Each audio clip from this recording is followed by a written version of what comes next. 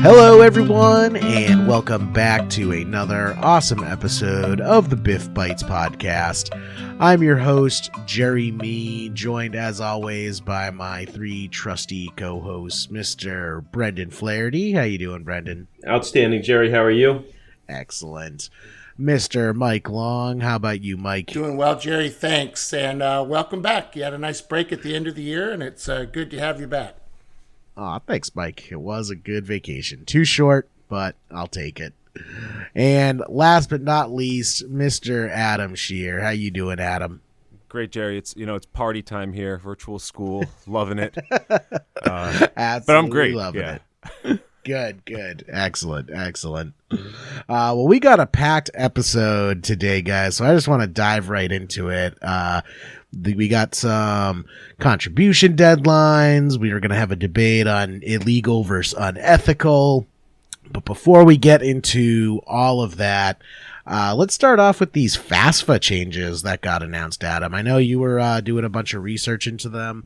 Could you kind of give us a rundown of the changes that are coming down the pipeline? Yeah, you got it.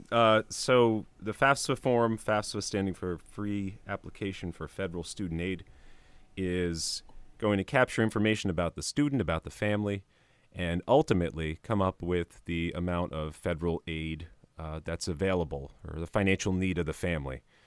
And in the Consolidated Appropriations Act of 2021, we had our lawmakers make some substantive changes to FAFSA, what it's about, how it's going to account for the family situation, both in terms of their income and assets, but also the number of children that are in college at a given time. And these changes are going to be effective on the 2023 to 2024 FAFSA form for the most part. So really what we're looking at here is it's not something that parents are going to see until 2022 when they have access to the new form on October 1st, 2022. But there's also a little caveat that some of these changes could come into place sooner rather than later. So we just thought that it was important to take a look at some of the more prominent changes. And right off the top, supposedly, there is a simplification. That was the whole spirit of this, is to make this process easier for parents, more understandable, give them access to more information about how this stuff is calculated and what to expect, at least in terms of a floor for federal aid.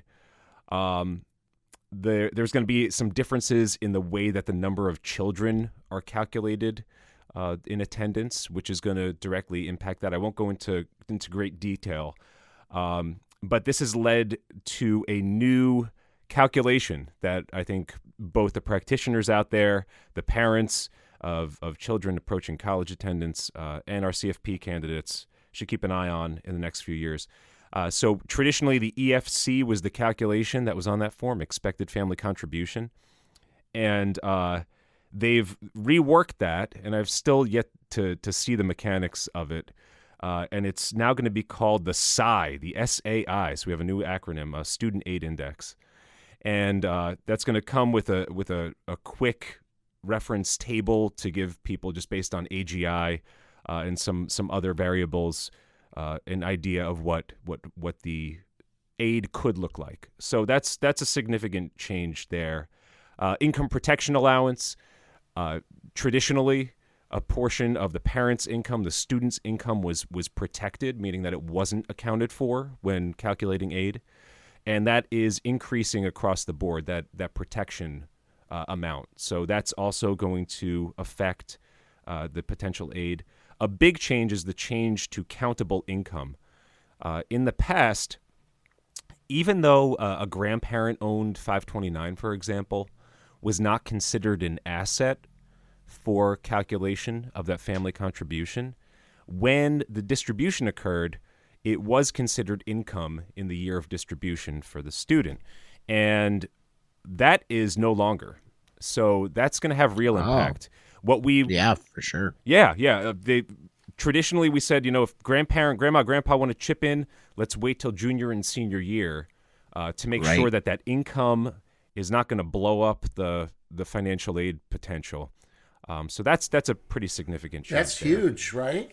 Yeah. So it will be property of the child no matter what, or are they specific about that? It's going to be excluded. It's not going to be reported. Not at all. So grandparents' distribution from those accounts, it's just considered cash support or money paid on the student's behalf, and they're not going to include that as an income item. Wow. The rest will be there, but that really frees up the grandparents and the uncles and other family members that own accounts with the student as the beneficiary. They now have some flexibility to come up with a strategy for distribution that doesn't involve just punting it till junior and senior year of undergrad. So that's a pretty big change. There were some changes also to federal Pell Grants, just in terms of how they're calculated. They raised the available pool by a whopping $150. And also divorced or separated parents. There's a lot of confusion. In fact, if you look at the rules on this, determining who fills out the FAFSA and whose income is considered when you have a separated parent situation, divorced parent situation.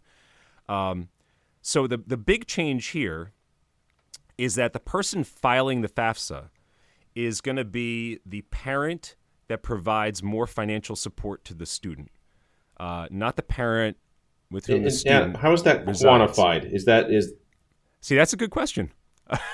I'm not quite sure. I'm sure it's in the form. Yeah. So if people like us are unsure about this, certified financial professional. Well, it's new, right? It's new. Yeah, so. but like, how can it's just doesn't seem too much simpler to me if that was the goal of the whole process. Yeah. It sounds like there's some other things they could have addressed before before they printed it. I agree. And what makes I'm sorry, go ahead, Mike.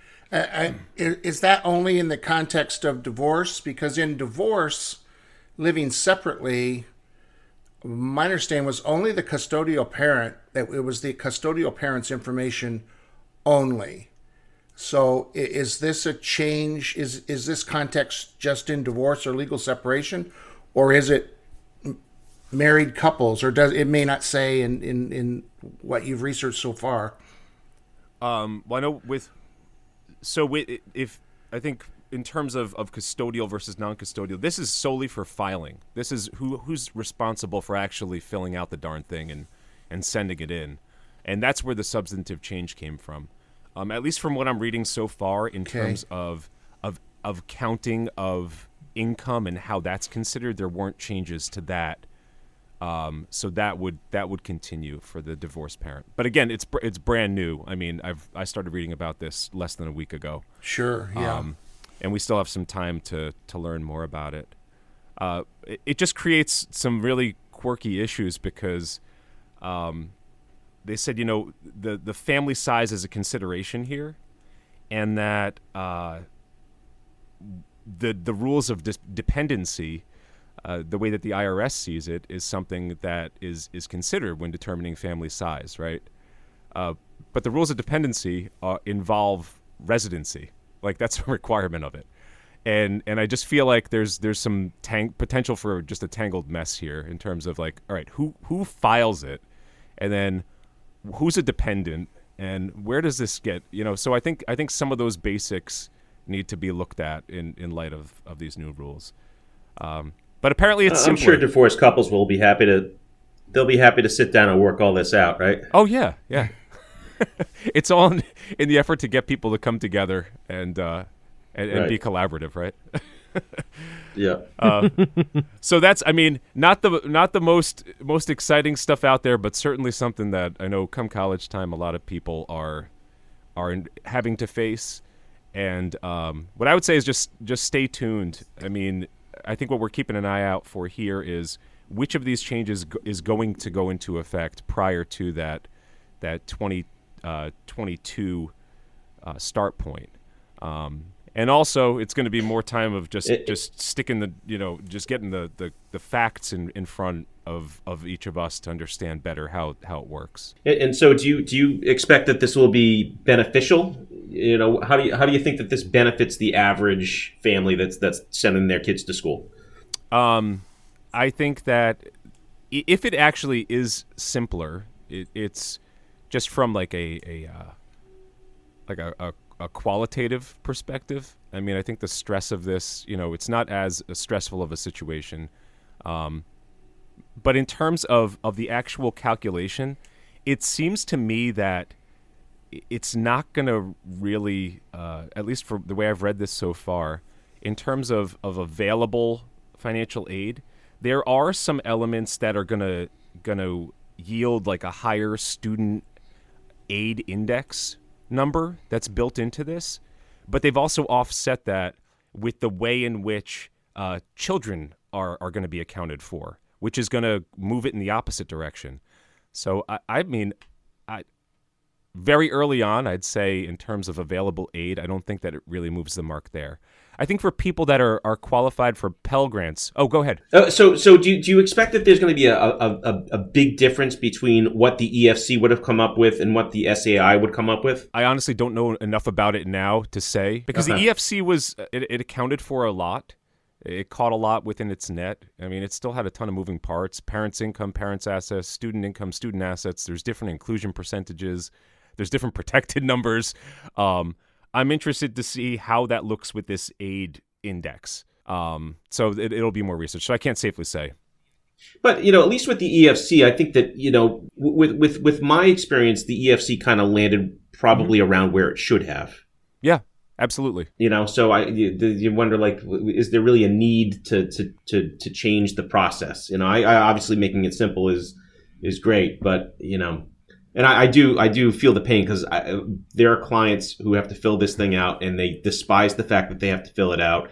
They know they're not getting any financial aid, but they need to do it anyway. And it's a lather, rinse, repeat conversation that I have to have with them every single year. I actually can't wait for their kids to graduate more than them. But so will there be a change with that?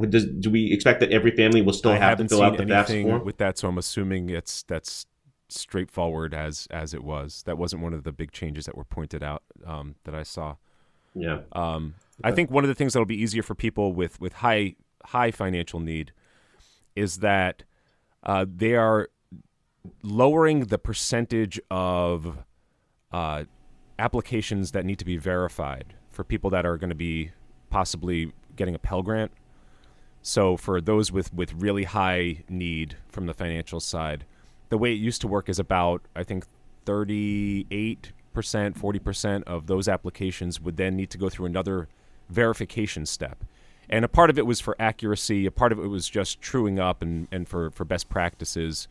But what they found was that people that went through that extra step, the ultimate aid that was distributed and the number of people that followed through, it wasn't as high as those that were able to just proceed without that verification step. So they're lowering that, I think, to 18%. And I guess you could argue with that, well, maybe it did its part because it filtered out some things that were in error, and I think that's valid. But they're doing that as well. So I think for families that have really high need, the odds that you're going to be in that pool for extra verification and more steps it's going to be a smaller pool. And they supposedly have done more work around that, just really filtering for that, making sure that they have the right cases. And that's at the federal level? Yep. So I think always institutions have been able to ask for additional information, right, pertaining to their own institutional help. I would think that FAFSA will still be kind of a universal form, and rather than each institution only doing their own. Wouldn't you think, just for simplicity? Yeah, absolutely. I think it's time tested, right? And it's already a part of their process too. I mean, it's built into that.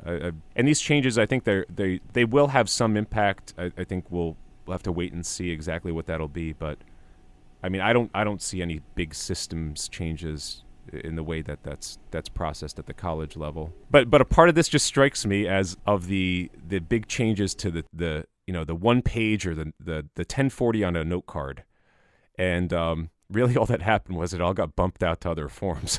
So, the 1040 technically is shorter, but the same stuff is there because you need it there. So I think it seems people that want to make this seem like it's a really big deal are pointing to the paper form, and they're saying, well, the paper form has been reduced from 108 questions to 36. But the truth is, very few people use the paper form, and the paper form has to have all the questions in there. And the AI is doing a lot of the filtering to limit the questions. So in terms of like real simplification, we'll see. I think the parents are still going to be aggravated come this time of year. Yeah, and I think the end result will be the same. I think the end result will be the same too, where those in great need, there will be financial aid, but the middle is going to get squeezed as always, and the wealthy were never getting financial aid. And I think that's the same result. They're just kind of reshuffling the deck, is what it looks like to me. But does it seem like they're putting more of the onus on cash flow and income as opposed to asset levels? I think it might actually be the opposite. Because the current one has a little more emphasis on cash flow than wealth. So it might actually be the flip, that they're putting a little more weight onto assets than some of the cash flow and income. But are the actual percentages changing? You know, the old kind of baseline, is that going up, you mean? The amount that they'll consider from 6 not to the actual 10 or whatever? So not the parents having a 5.64%, like that's, to my knowledge, none of that's changing. They're still going to be counted with the same inclusion rate into the calculation. But what is changing is that barrier. They're increasing that threshold, the hurdle, in terms of the income that comes in for both students and for the parents. So there's actually a higher hurdle to clear before it's countable, before it's in that pool where we're going to now apply that factor. Wow, yeah, you're the most knowledgeable CFP I know on this subject. And if your conclusion is it's a mess, it must really be a mess. And I think you mentioned it. Seek professional help for this, maybe in more ways than others. Yeah, right. Myself included. Do you have, I wanted to ask, but do you have your go-to websites that you find to be really reliable and accurate? And is there anything that could be shared along those lines for people this is impacting right now? I like savingforcollege.com. I think that's a good one. I used to use that site all the time when I was a 529 rep for Fidelity. Yeah. That was a great one. Yeah. And they go surprisingly deep into some of this stuff, like the divorce situation. Buried in there somewhere, there's a really nice list of the check marks you go through to figure out who's getting what. I mean, it's almost like one of those decision trees that you'll see at the IRS. Here's how you process this. So I found that one to be useful. I also think that that there is some of the more tax-centered stuff is helpful, just for fundamentals on this. What is a dependent? There's some good graphics on determining what that looks like, and there is some overlap there.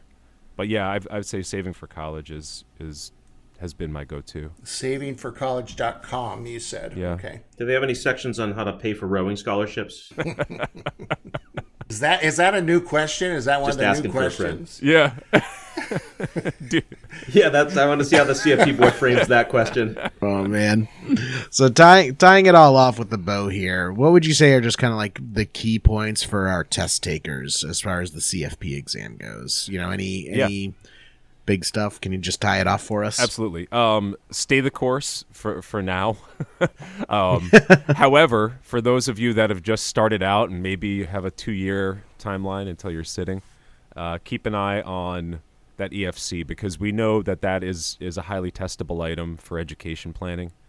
And if this is changing its name and possibly changing how it's calculated, is the student aid index going forward, that's going to be something to watch. And also, I think that the really big change is that change to countable income when the time comes, because we're pretty certain that's a testable angle with grandparents owning accounts and when you distribute to maintain the eligibility for student aid. So just those two factors. Keep an eye on the EFC acronym. It's going to change to SAI, and also the changes to income that's countable. All right, guys. So our next topic is a pretty important one for CFPs, and also I just feel for life. This is a pretty good topic.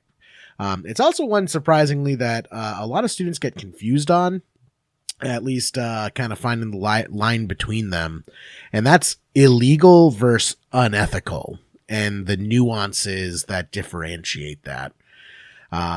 We did want to kind of focus on the news that broke last week of, insider trading among Congress and how it was unethical, but not necessarily illegal. But recent news events, I feel, have kind of superseded that. Brendan and I got into a little bit of a debate before the episode started, but right now what's going on in the market with GameStop, I feel, also exemplifies this and is a great kind of talking point for us to get into with this.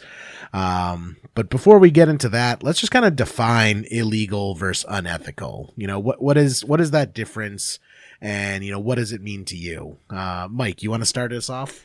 Well, it would be very simplistic for me, just, against the law, or just not in good form, not in good character, but very clearly against the law, illegal.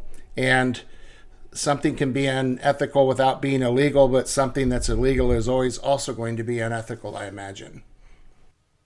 Yeah, assuming the laws are just. Yes, exactly. There can always be the case in other situations where sometimes the law itself can be unethical, and that's where things get really confusing. What about for you, Brendan?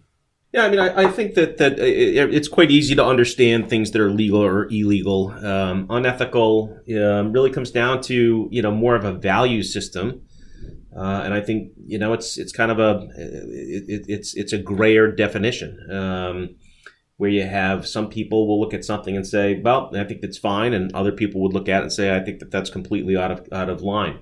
And so I think ethics really comes down to the values of the system, and also the values of the person or the people within the system. Depending or not whether something's unethical comes down to what your personal ethics are, really. Now, as CFPs, we kind of have a shared kind of ethical foundation. For a lot of CFPs, something being unethical is oftentimes just as bad as being illegal. What do you think, Adam? How does that kind of play in?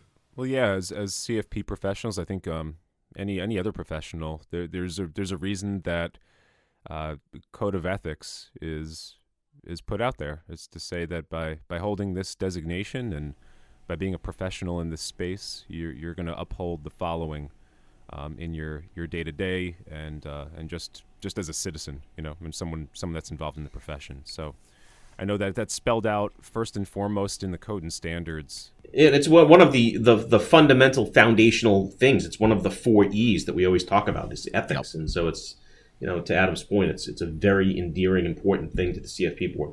I think that's a good point with the code and standards and the, placing the client's interest above one's own, helps sort out, I think, some of that unethical stuff that, is not illegal, but placing the client's interests just has to be paramount. Now, what happens when the client's interests themselves are unethical? Well, it's in the code. That's in the code. Well, I mean, you're not encumbered by that, you obviously. You just follow client instructions that they have to be reasonable, number one, and lawful. Right. Yeah. So if your client says like, hey, I want you to lie on my tax form, that's obviously out the window. We can't do that. I feel where our students get confused is the more nuanced questions where, let's say your client comes in and goes, hey, I want you to lie to my wife and not tell her about this account. And then students are now all of a sudden weighing the facts like, well, lying to the wife would be unethical, but this is my client and I have to do what the client wants. And they get stuck in this rock and a hard place, intellectual argument in their minds. How would you recommend students kind of sort that sort of situation out? That's a great question. I look at it as, well, are not both of them the client, right. Both spouses, and that's a conflict of interest with the client. being that spouse that is not to be told. That's how I would break it down. I've actually had an issue like this occur in real life and practice where we had a husband and a wife that were clients, and there was a little bit of an age gap between them, but not terribly significant. He was about early 70s, late 60s. She was early to mid 50s. Both made good money, really had no debt, had a nice house, and we were doing a financial plan, and we surfaced that there was $70,000 of credit card debt. And I said, well, that's insane. We shouldn't have that amount of debt, and it's at terrible interest rates. So I think what we should do is arrange for you to leverage the house, get a home equity line of credit, which at that time had much more favorable rates. You could still deduct the interest, and we'll go ahead and pay off the credit card and retire that debt. Perfect, great idea. We arranged it. The closing comes up, and she shows up at the closing. And I said, well, where's your husband? And he said, well, why does he have to be here? Well, he's on the deed, so he's going to sign the documents. Oh, well, we can't do it then. Well, what do you mean we can't do it? Well, he doesn't know about the credit card debt. So here's a guy who has a $70,000 unsecured debt accruing at 22% per year and has no idea about it, right? And so what do you do there?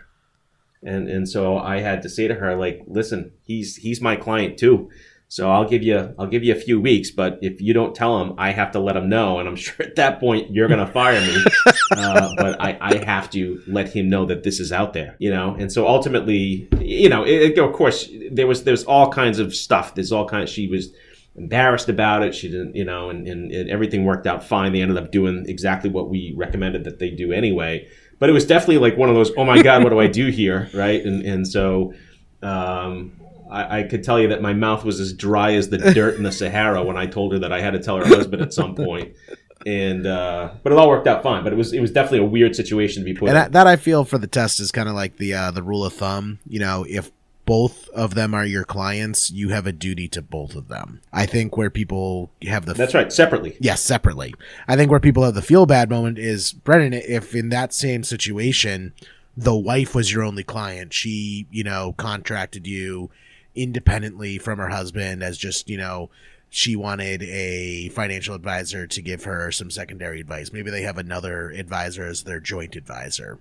In that situation, the husband isn't your client in that regard. So it may feel bad, but do you still have to then tell the husband in that regard? Because that would actually be... No. I mean, I don't owe really anything to him at that point. I mean, that would be my interpretation. But again, it's still, clearly this is in your best interest to get this done. Right. But I have no real right to notify him of anything of her financial condition. And if you were to tell him, it would actually then be unethical for you to tell him in that regard, because you would be violating your client's trust. It's just same exact situation, completely different end result, all coming down to who is actually the client, who has actually contracted you. And I think that at its root is really what confuses so many students when they see these questions on the exam. And then document. Excuse me? It doesn't know about this? 1 second. Would you mind if we recorded this? Just so I can... say that one more time slowly. Slowly into my lapel. And have compliance on speed dial. I think are the two best practices. Yeah. So for test taking world, that's probably the best advice we can give is, figure out who the client is. That is who you owe your ethical responsibility to. Let's take this to kind of the real world. You wanted to say something, Brendan? Well, I would say that one other area I think that students and also people that I've worked with that struggle with a little bit are conflicts and whether or not they're conflicted or not conflicted. And I think really what people have to understand the definition is, it's not whether or not you as the practitioner think it's a conflict. You may say, well, of course I'm not conflicted here. It's I'm doing this because of X, Y, and Z. It's whether or not the client could perceive it as a conflict. And so the example that I typically give is, let's say I have an accountant that I refer all of my clients too, because they do excellent work, and I know they're going to be taken care of, and their taxes are going to be done, professionally and efficiently. And because I refer so much business to this accounting firm, they actually do my personal tax returns for free. But I was referring clients to them even when they were paying me when I was paying for them to do my tax returns. At that point, I would probably need to disclose that as non-direct compensation, because even though in my heart I know I'm not referring my clients to them because they're giving me a $500 or whatever it is discount on my taxes, it's because they do good work. If the client says, well, wait a minute, the only reason why you're referring me to this person is because they're doing your taxes for free, that's the conflict, right? It's the client could perceive it as a conflict, and therefore it needs to be disclosed. Let them decide whether or not it's a problem for them. Don't assume that it's not going to be, and you'll keep yourself out of trouble. Good advice. Good advice. Let's take it kind of to the real world. I do still want to talk about kind of the first example we wanted to talk about before we move on to the the bread and circus that is GameStop. But before we get into that, news kind of broke a couple weeks ago about insider trading in Congress members. And basically the end result was, hey, this might be unethical, but it's not actually illegal for Congress to conduct insider trades based on, classified security briefings. If I'm a member of Congress and I get this classified briefing saying that, there's a, new plague coming, and I then go out and buy up all these, mask companies and disinfecting companies, before that news ever gets made public, that's actually completely legal, and members of Congress can do that. The discussion surrounding that is, even though this is illegal, or even though this is legal, is it ethical? How do you guys feel about that? My reaction is, why the hell isn't it illegal? Oh, wait, because you make the laws about it. Yeah, exactly. Make the rules. Yeah. It's like Congress voting for a pay cut. Yeah, and it's not just security. I mean, it's really any non-public testimony. It really presents this opportunity for there to be this potential, trading on inside information or non-public information. And again, most other people that would do it would be in trouble, and rightfully so. Now, what I find funny is if I'm a member of Congress and I do this and I buy the shares and I make a bunch of money, totally fine, not illegal.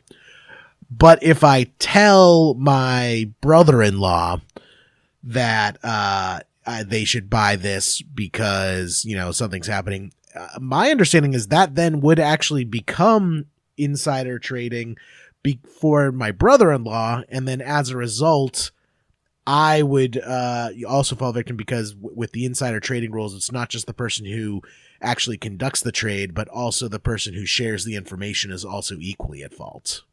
I mean, I would think that certainly the person that transacts the business is really the one that's doing the insider trading. I mean, I don't know if it would necessarily stretch all the way back to the person who shared the information. I mean, I think it might be a problem for them from a business standpoint, but whether or not it would actually turn into an SEC issue for them, I think there's more of a blurred line there for sure.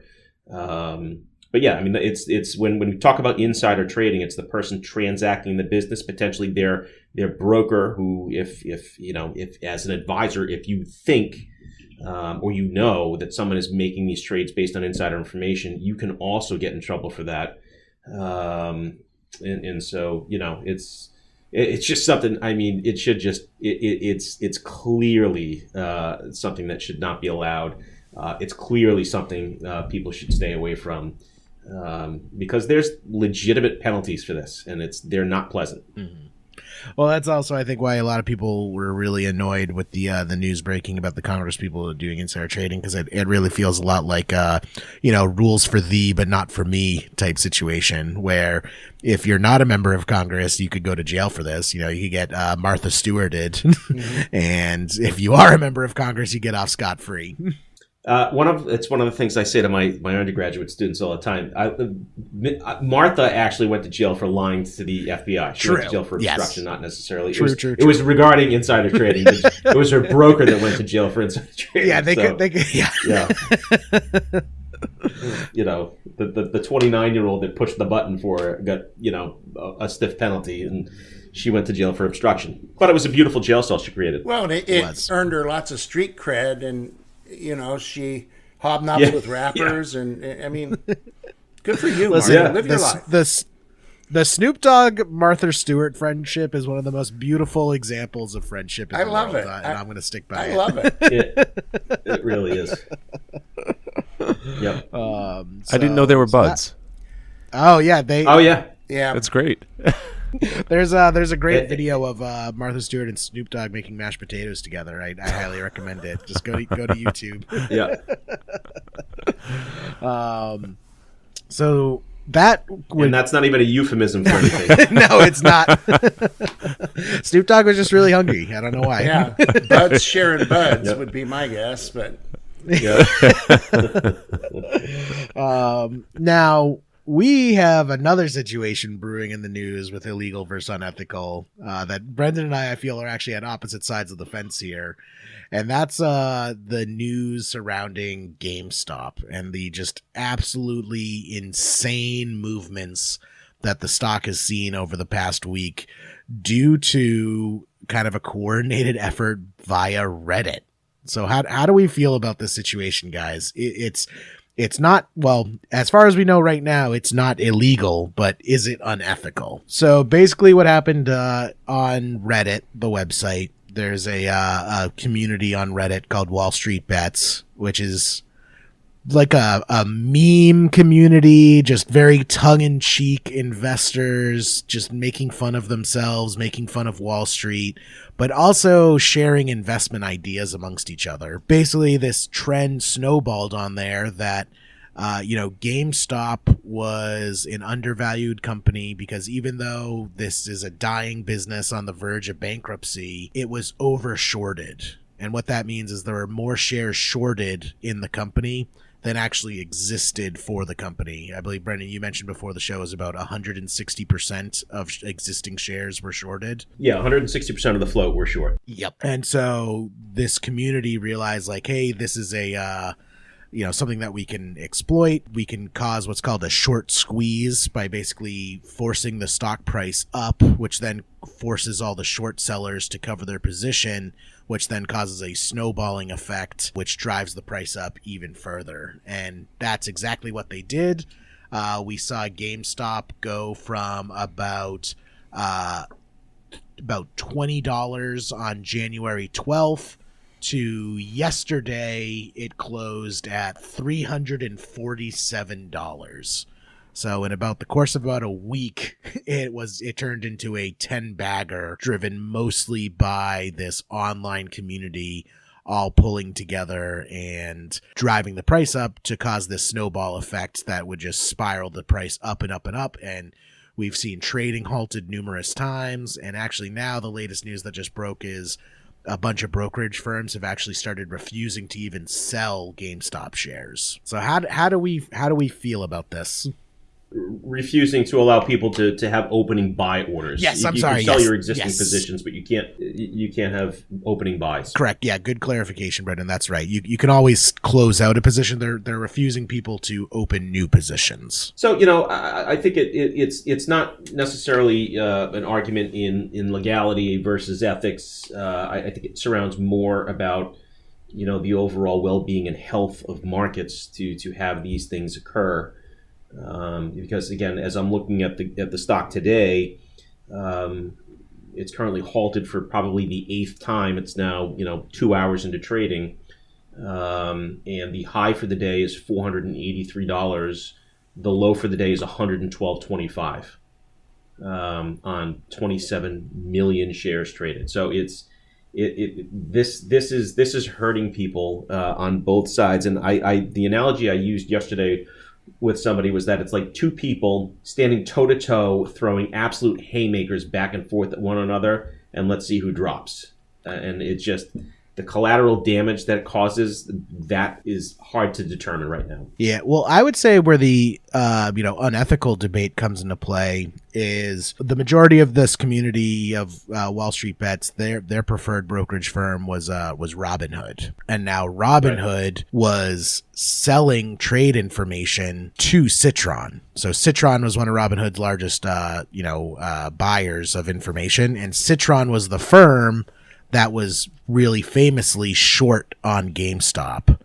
So does Robinhood have this conflict of interest where they're selling their clients' information to a company that is purposely taking the opposite position of all of these clients of Robinhood?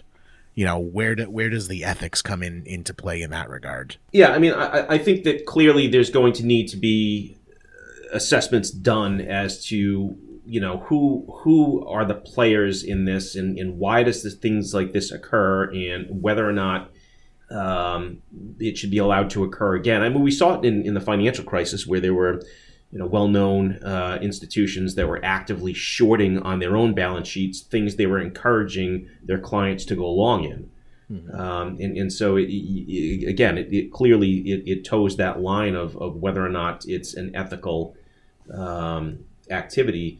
But when we see the anomaly, and it's not just GameStop. There's a number of stocks that are kind of dealing with this phenomenon right now.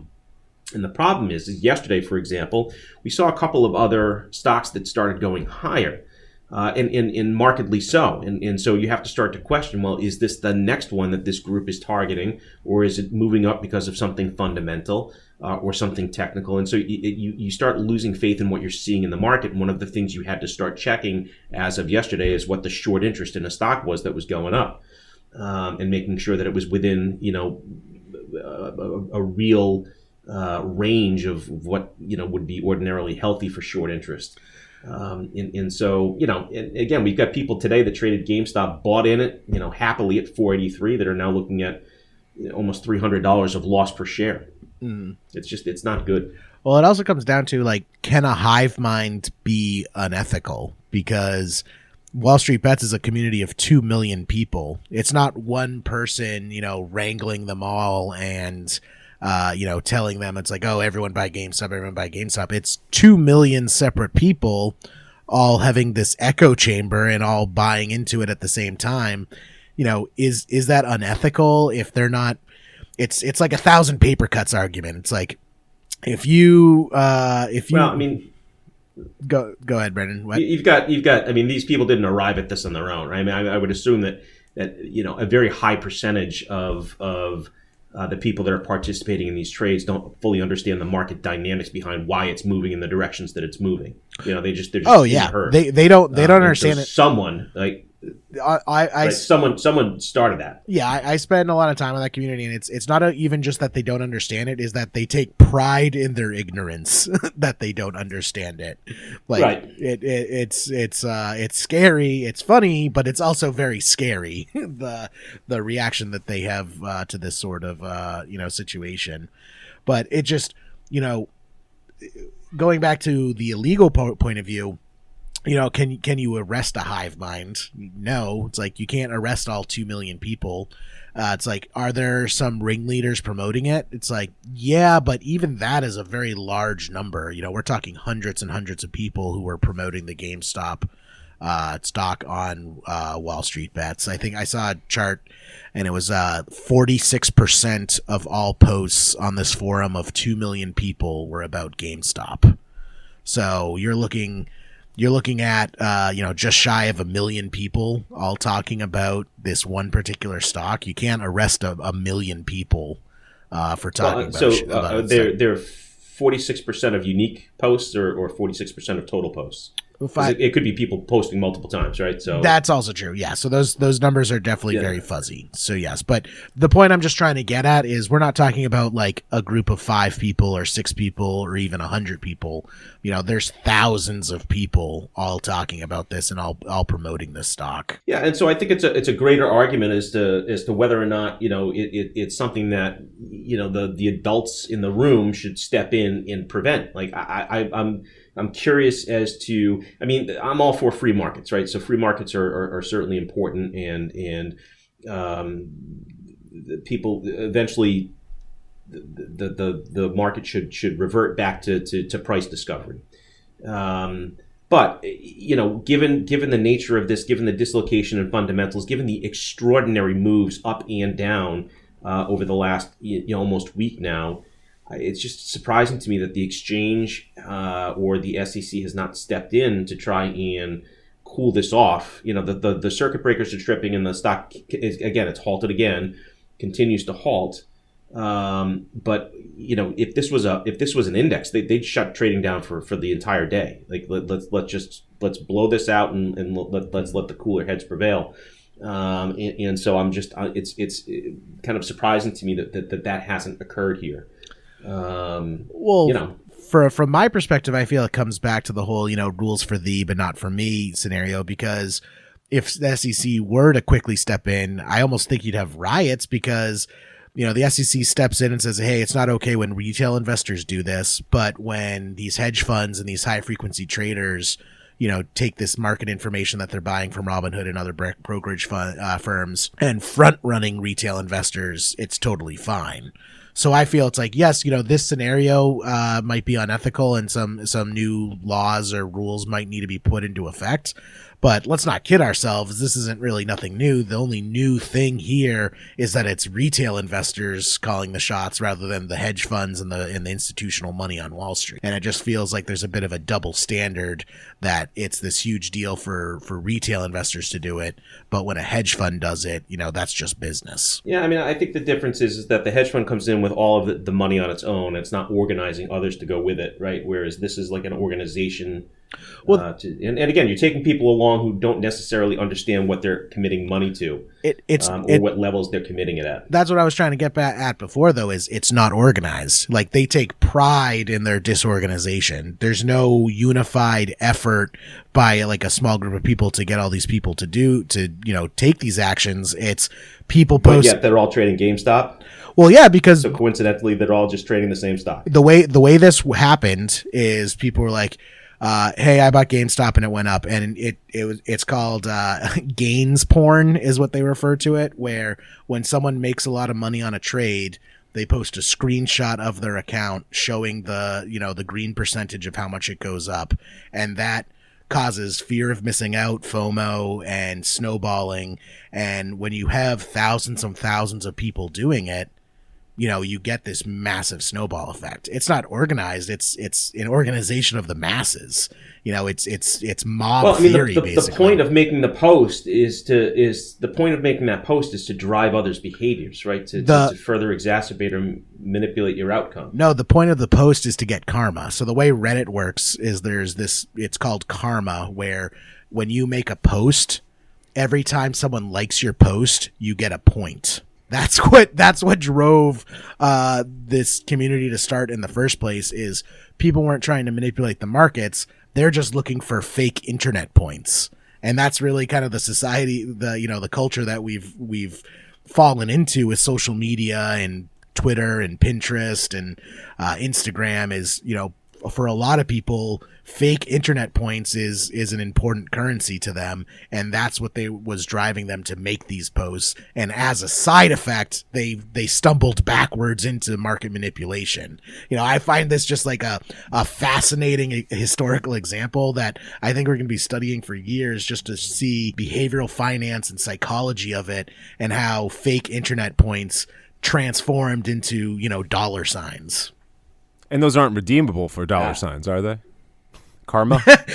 So actually, Reddit has its own crypto called Dogecoin. So Reddit does have a cryptocurrency. So yes, you technically could, I guess. I don't think there's a direct conversion ratio of karma to Dogecoin to dollars, but there is some tenuous relationship at best.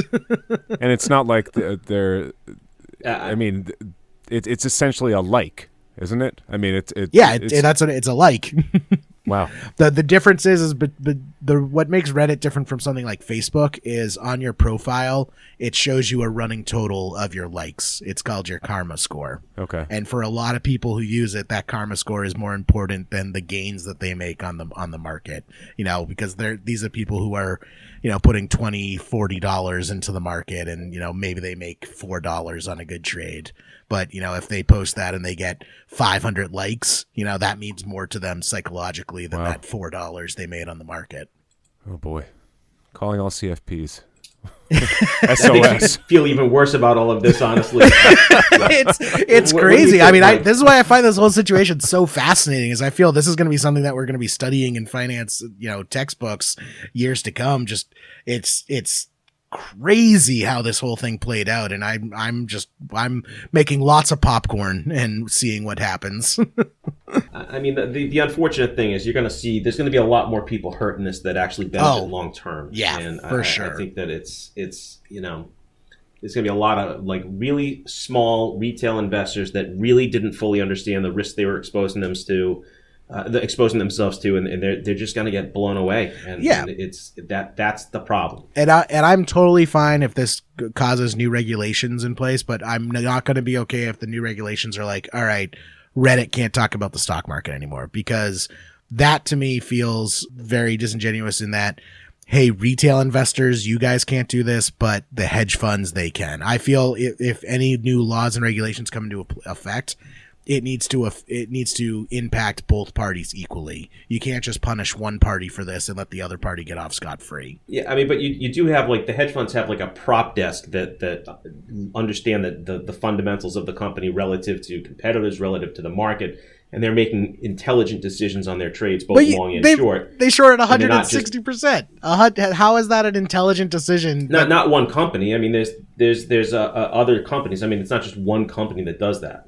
Well, no, Citron came out with a press release, and like they knew that they were shorting 160% of the float when they came out with the press release saying GameStop was, overvalued and it should be much lower. And like that's what kills me is like you're talking about coordinated efforts. How about these, hedge funds that come out with these short calls and they call a huge press release and try and drive the stock down based on their findings with this. Yeah, I don't think that should, like when Bill Ackman did it with Herbalife, I don't think that should be allowed either, right? But that's a totally different scenario. I mean, that's where that is a coordinated effort by a small group of people, like what you were saying about Reddit before. But it's not a small group of people. Again, I think you're thinking that the hedge funds gang up together to coordinate. Like they'll stumble into these things because they have metrics that will identify things that are overvalued or undervalued, and so that's why trades get crowded because they're all analysts looking at the same public information. We would hope. And therefore they're going to come out with similar quantitative outcomes. And so, yeah, sure. If one hedge fund identifies a company as being overvalued, chances are others will also identify it as being overvalued. And therefore you may see multiple institutional investors short a position. I mean, I don't. It's certainly not one. I mean, not one company held every short position in GameStop. No, not at all. But still, what I'm trying to point out here is Citron took a massive short position in GameStop and then held a press release in the attempt to drive the stock of GameStop down. Like, I think it's absolutely absurd that we allow these hedge funds to have press releases and basically present all these reasons encouraging people to short the stock and tell or sell the stock if they own it in the efforts to drive it down. How that is totally fine, but we're now blaming. I wouldn't say that that's totally fine. I mean, I think that also kind of borders in that gray area as to whether or not they walk a pretty careful line when they have those conversations. And I agree. I mean, I don't think that they sensationalize these things, and a lot of that happened actually with the coronavirus. I was talking with somebody the other day about how Bill Ackman seemed to have done that at the very onset of the coronavirus. Where he went on CNBC and had this like breathless, emotional interview, and come to find out the next day he was actively shorting the indexes. And again, they could be totally coincidental. I don't think that it took a rocket science in March when this stuff was kind of unfolding to say, well, this isn't going to be good for markets. But I think it could be easy to draw the line and say, well, maybe his interview was to exacerbate the position that he had just taken. Yeah. What do you think, Mike? So you've got the most experience and see the most market outcomes. I don't. This is actually one of those times that I'm glad I'm old.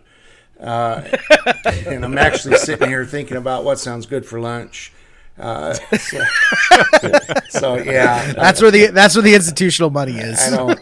I don't want to go near it. I'm sorry. No, I don't. Adam, you want to kind of round us off before we move on? Yeah, I again, I'm very much interested. I think, like you, Jerry, in the behavioral piece of this, and I think it continues the conversation we had a few months back about, the not so reliable advice on TikTok, and here's just another iteration of that. You have people making financial decisions on information that they shouldn't, and there's a lot to unpack. I think that's an interesting topic to explore some more. For sure. But I think the fundamentals have to be where it's at. I mean, for the whole thing to operate, and that's, I'm just so amazed at the groupthink aspect with the Reddit people and attributing value to the karma too. And I guess I'm not an active part of that, so I don't know what that looks like when you have your profile and the thrill of people giving you karma. But I do think this is another call for CFPs. I think we should infiltrate that thread. Right. Well, that's the thing is actually please stop. Yeah.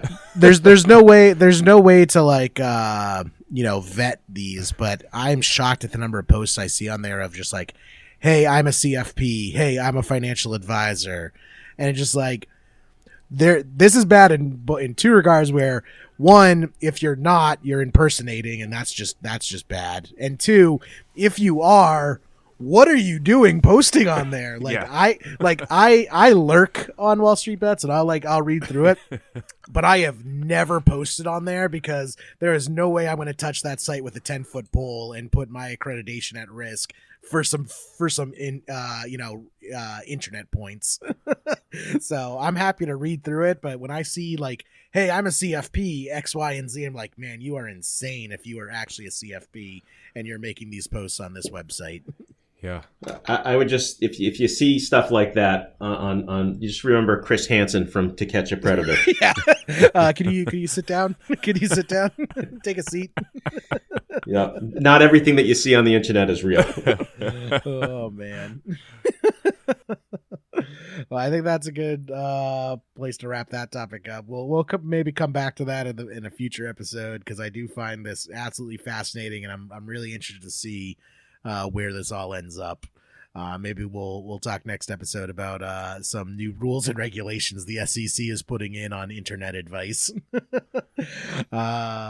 It's going to be, I'm curious to see what they do from an exchange level. That's really where I think this needs to kind of be dealt with. This, obviously we're in a bit of a new normal here, and they need to come up with some guidelines for what's healthy, what's not healthy. All right, guys, we are going to finish up the episode with our question of the episode. Got a good one for us today. And it has to do with contributions. Even though it's January, you still have until tax filing deadline to make contributions to a lot of things like IRAs and other retirement plans. So just wanted to kind of test your knowledge here since it's that time of year.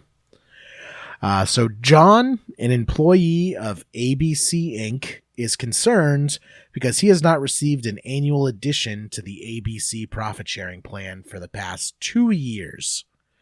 John, who makes $100,000 per year, is age 40 and married. Which of the following can he do? Which of the following is true? A, all defined contribution plans are subject to minimum annual funding rules.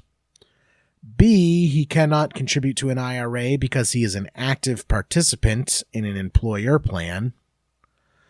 3, he can make a deductible contribution of $6,000 to an IRA. Or D, he can make a combined deductible contribution of up to $12,000 by also contributing to a spousal IRA. What do you guys think? I would say that this is a classic, like, hard to determine the right answer CFP question. Right. None of the answers that you see, or none of the choices that you see are what you were expecting to see. Right. The question itself seems very straightforward, and then you see the options. You're like, this is nothing of what I wanted to see in these options. Right. So let's run down them one by one here. What about A? All defined contribution plans are subject to minimum annual funding rules. False. How do you guys? False. Yep. And why is that false?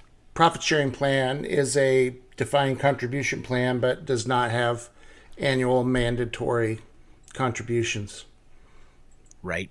So I feel like this question is almost one of those ones where you don't even have to read the question itself. You just have to go through A, B, C, and D and see which ones are true and false, and you can really eliminate a lot of them that way. And it's more like you're finding the answer through process of elimination than what anything else in the actual question.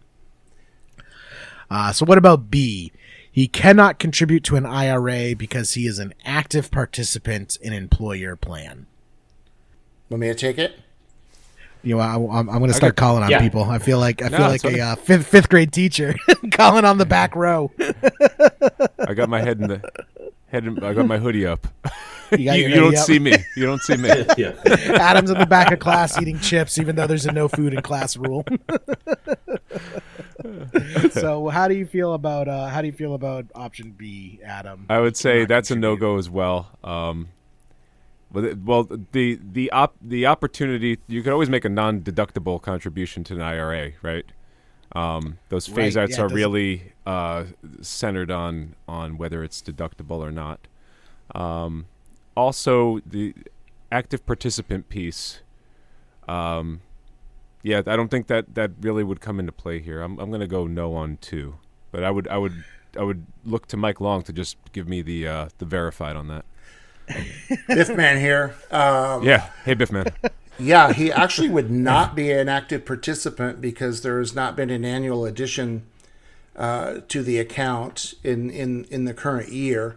So we've got, for annual additions, we have employee deferrals, we have employer contributions, and we have reallocated forfeitures.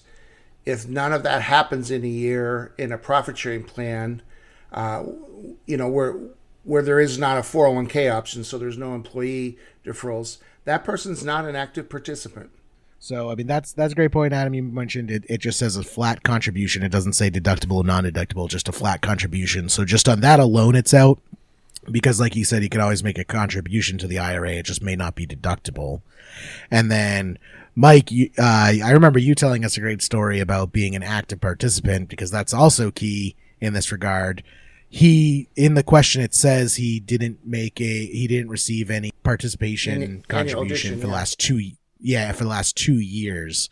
Now, what's funny about that is it's any dollar amount, right, Mike? I believe you were telling us a story about how one year you got screwed on this rule. Yeah, the only in the profit sharing plan, and it was just a pure traditional profit sharing plan. It was just a minimal reallocation. I don't remember the exact dollar amount, but it was not high. And peanuts. And for that year, it's marked that you're a participant. So there was no way to deduct, any type of IRA contribution.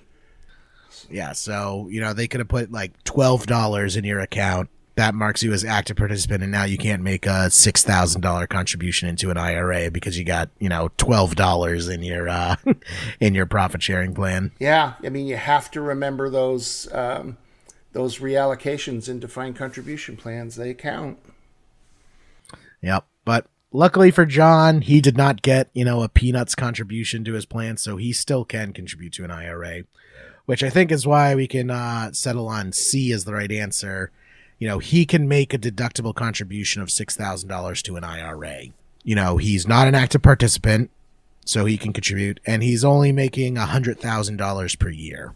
So that allows him to fall within the phase out amounts where he can make a deductible contribution to his IRA. Well, actually, as a non-active participant, income is irrelevant. The income threshold is only if they're an active participant.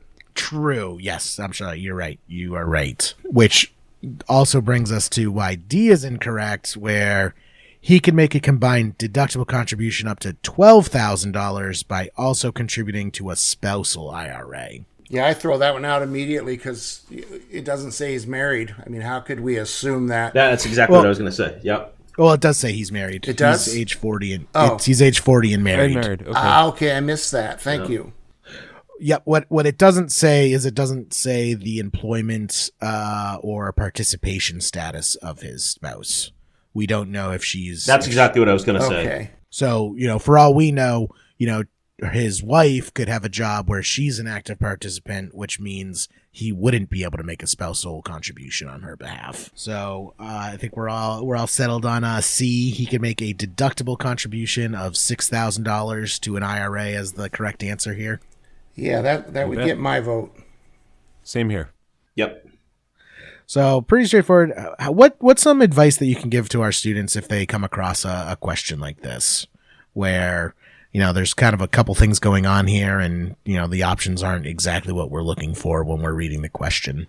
Well, what I do is I try to search first for something I know is absolutely correct or something that's absolutely incorrect, and that's the first cut on the answer choices that I try to make. Yeah. Definitely. That would be my process with a question like this, is I come to the correct answer through process of elimination, and I just start, crossing off answers as, that's not right, that's not right, that's not right. Okay, this is the last one. This has got to be the answer then. And then, just checking to make sure that lines up. So like for this one, that's a good example with, that he absolutely can make a $6,000 deductible contribution.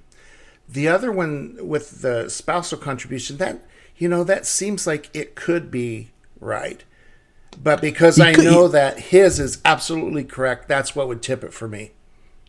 Exactly. Like D very well could be a correct answer. And if we knew a little bit more information, we would know one way or another.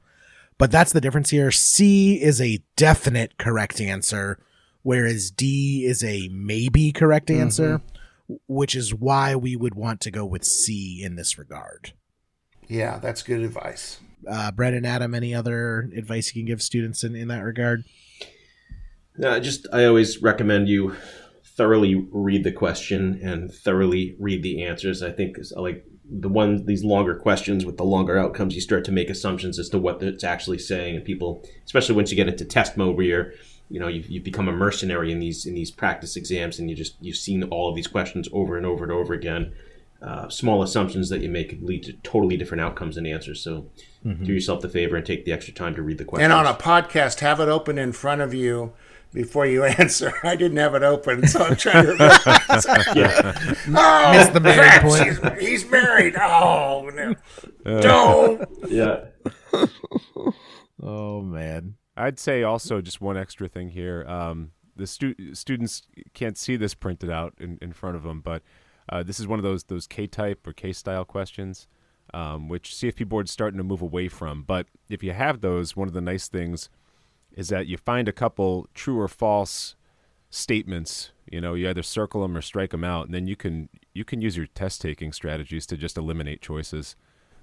Exactly, yeah. So just strike them out, one strike and you're out on the CFP exam. So that helps out too. I like those questions for practice. It makes you think through or review multiple elements in one question. Yeah, and for those who don't know, the K-style, another way people refer to them as the Roman numeral questions. Where it gives you 4 options and you have to choose which of the 4 options is correct. Awesome. Well, I think that's a good spot to wrap up the episode. Had some fun talks today. Happy to spend the afternoon with you guys, and we'll see you all next month. Very well. Thank you, guys. Thank you, Jerry. Yeah, take care. Stay safe, everybody. Be well. See you, everybody. Bye. Bye. Awesome. Bye.